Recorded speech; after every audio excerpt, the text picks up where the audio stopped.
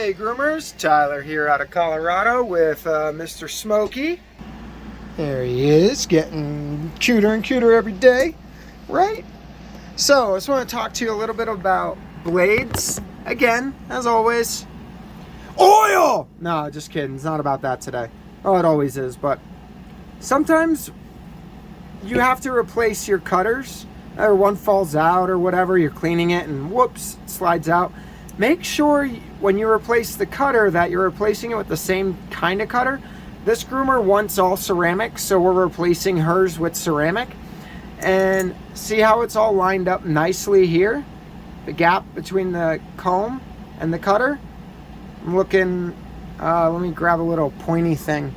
Looking like right here. See the gap? Just a little gap.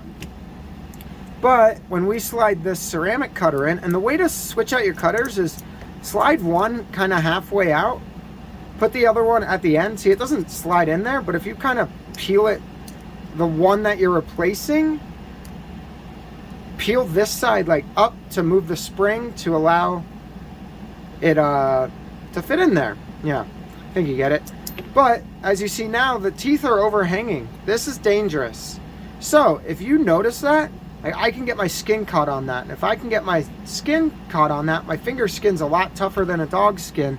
So we have to readjust it. And that's easy. You just get your screwdriver and you just loosen up these two screws in the front. You always want these screws snug. You never want to loosen them. That doesn't help anything out. It will cause this to misalign. That's what these screws do. You see how easy it was for me just to move it around? That's all those screws do. All your tension comes from the spring. Do not mess with those screws unless you know what you're doing.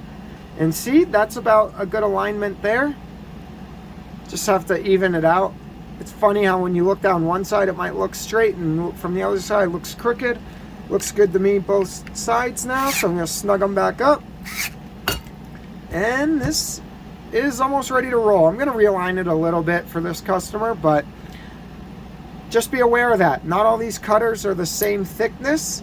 So, or maybe this part, the blade guide area, is up or down, so the teeth go up or down. So if you're replacing your cutters, be careful of that. Hope this helps somebody, and have a good day.